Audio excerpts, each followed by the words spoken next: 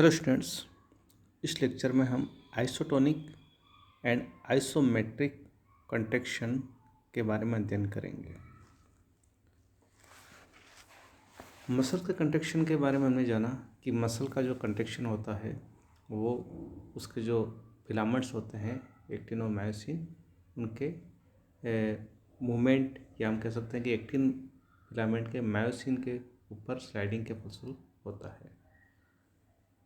जो मसल का कंट्रैक्शन होता है उसके फलस्वरूप टेंशन या तनाव मसल्स में या मसल टिश्यू के मध्य उत्पन्न होता है, और इस तनाव के फलस्वरूप लोड जो होता है उसका मूवमेंट हो भी सकता है पार्ट का, या बॉडी के पार्ट का मूवमेंट भी हो भी सकता है और नहीं भी हो सकता है। जो कंट्रैक्शन है उसका वैसे अपन शाब्दिक अर्थ देखें तो उसका मतलब होता है छोटा होना, यानी संकुचन। लेकिन जब मसल का कंट्रैक्शन होता है तो उस समय टेंशन या तनाव उत्पन्न होता है, जिससे मसल जो होती है वो या तो सेम साइज की बनी रहती है, या उसमें इलोंगेशन होता है, लंबी होती है, या वो शॉर्ट हो जाती है। तो इस प्रकार जो मसल का कंट्रैक्शन होता है, संकुचन, उसकी टाइप की हम बात करें तो मुख्यतः दो प्रकार के संकुचन मसल्स में पाए जाते हैं। पहला है आइसोटोनिक कंट्रैक्शन और दूसरा है आइसोमेट्रिक कंट्रैक्शन।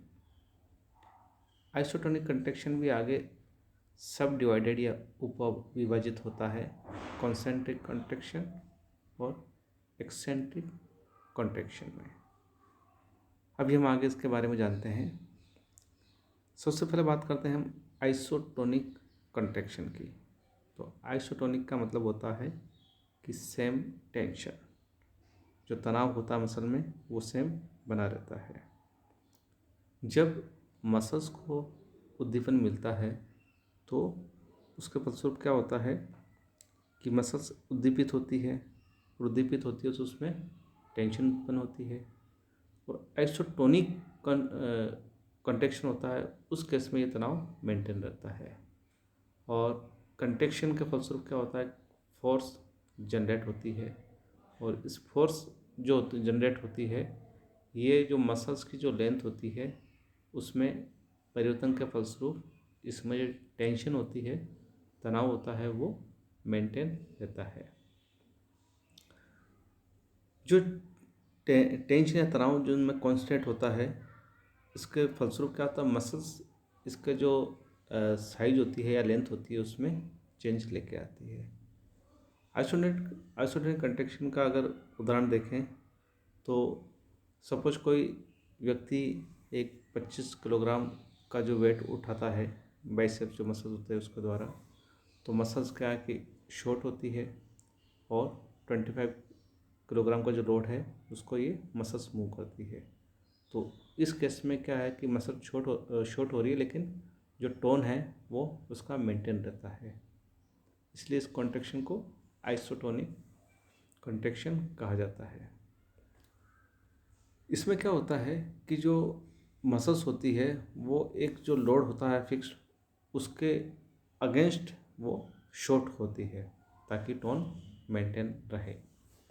अब ये आगे जो आइसोटोनिक कंट्रैक्शन होता है उसको हम दो भागों में डिवाइड कर सकते हैं, या दो प्रकार का ये होता है।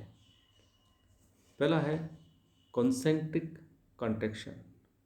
कॉन्सेंट्रिक कंट्रैक्शन में क्या होता है कि मसल्स छोटी होती है। जब ये लोड उठाती है मसल्स, तो उसके फलस्वरूप जब मसल्स छोटी होती है तो उसे कॉन्सेंट्रिक कंट्रैक्शन या संकुचन कहा जाता है। जब एल्बो के अगेंस्ट, एल्बो के सारे जब क्या है कि भुजा को मोड़ा जाता है, तो उस प्रकार का ये जो इस प्रकार का जो संकुचन होता है वो कॉन्सेंट्रिक कंट्रैक्शन का उदाहरण है। उसके बाद दूसरे प्रकार जो है आइसोटोनिक कंट्रैक्शन का वो है एक्सेंट्रिक कंट्रैक्शन। इसमें उल्टा होता है। इसमें मसल शॉर्ट नहीं होती बल्कि मसल की जो लेंथ है वह बढ़ती है। और एक्सेंट्रिक कंट्रैक्शन होता है वो कंट्रोल करता है रेट ऑफ मूवमेंट को, जो गति की दर है उसको ये कंट्रैक्शन कंट्रोल करता है। और एक्सेंट्रिक कंट्रैक्शन का फलस्वरूप मसल इलोंगेट होती है in respect to greater opposite force. जो उसका जो अपोजिट फोर्स होता है उसकी रेस्पॉन्स में ये इलोंगेट होती है। और अगर ये लोड एबनॉर्मल होता है तो मसल्स में इंजरी भी आ सकती है। इसको हम आगे डायग्राम के द्वारा समझेंगे। उससे पहले हम बात करते हैं सेकंड टाइप ऑफ जो कंट्रैक्शन होता है, आइसोमेट्रिक कंट्रैक्शन यानी संकुचन। आइसोमेट्रिक का मतलब होता है सेम लेंथ, अर्थात इस प्रकार के कंट्रैक्शन में मसल्स की लेंथ में चेंज नहीं होता है। यहाँ पे जब उद्दीपन मिलता है तो मसल्स स्टिमुलेट होती है, लेकिन ये अनेबल होती है किसी भी लोड को मूव करने के लिए, एंड ये छोटी नहीं होती है। इस कंट्रैक्शन के पश्चात मसल्स का जो साइज होता है वो छोटा नहीं होता है, इसीलिए इसको आइसोमेट्रिक कहते हैं। इस प्रकार का जो कंट्रैक्शन होता है तो उसमें किसी प्रकार का यांत्रिक कार्य नहीं होता है। फॉर एग्जांपल, अगर हम अपने हाथ से दीवार को पुश करने की कोशिश करें तो उस केस में मसल्स स्टिमुलेट तो हो रही है, और लेकिन इस प्रकार का जो कंट्रैक्शन जो हो रहा है यहाँ पे ये आइसोमेट्रिक हो रहा है, क्योंकि मसल्स की जो लेंथ में कोई चेंज नहीं हो रहा है। तो इस केस में क्या होता है कि जो एनर्जी होती है वो एनर्जी हीट के रूप में, क्योंकि यांत्रिक कार्य नहीं हो रहा है, तो एनर्जी हीट के रूप में एपियर होती है, नज़र आती है, निकलती है। इस डायग्राम के माध्यम से हम आइसोटोनिक और आइसोमेट्रिक कंट्रैक्शन को बेटर समझ सकते हैं। जो फर्स्ट डायग्राम है ये कॉन्सेंट्रिक आइसोटोनिक कंट्रैक्शन को दिखा रहा है।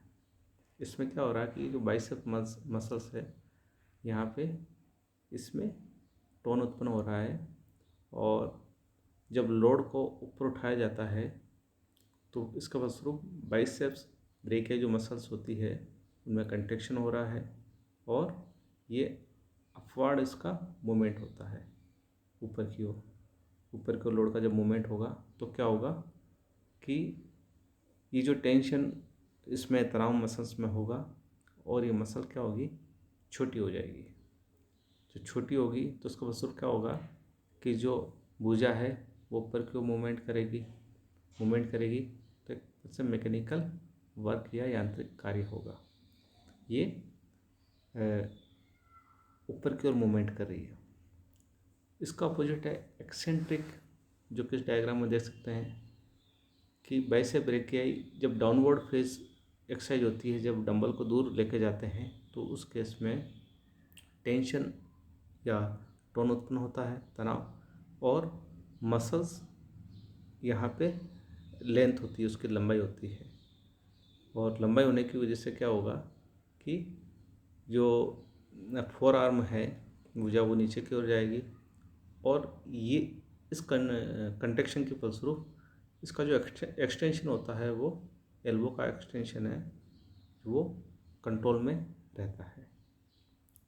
दूसरा जो प्रकार है आइसोमेट्रिक जिसकी हमने बात की, इस डायग्राम के माध्यम से समझ सकते हैं कि आइसोमेट्रिक कंट्रैक्शन में क्या होता है कि सपोज डंबल लेके एक हाथ पोजीशन में रख रहे हैं, तो उस पोजीशन में रखने के फलस्वरूप वहाँ मैकेनिकल कार्य तो नहीं हो रहा है, और क्योंकि मसल्स इस वेट को मेंटेन कर रही है तो एक टेंशन डेवलप होता है, टोन डेवलप होता है, लेकिन इसके साइज में, मसल्स के साइज में कोई भी परिवर्तन नहीं होता है। तो इस प्रकार आइसोटोनिक कंट्रैक्शन जो होता है उसमें तो जो टोन मेंटेन रहता है, और मसल्स कॉन्सेंट्रिक में तो शॉर्ट हो रही है और एक्सेंट्रिक में ये लंबी हो रही है मसल्स। लेकिन आइसोमेट्रिक में क्या हो रहा है कि आइसोमेट्रिक में इसकी लेंथ में कोई चेंज नहीं हो रहा है, इसके फलस्वरूप कोई मैकेनिकल कार्य भी यहाँ पे नहीं हो रहा, जबकि आइसोटोनिक कंट्रैक्शन के केस में यहाँ मैकेनिकल वर्क या यांत्रिक कार्य होता है। तो इस प्रकार ये आइसोटोनिक और आइसोमेट्रिक कंट्रैक्शन मसल्स में, जैसा मैंने बताया, इस प्रकार होता है।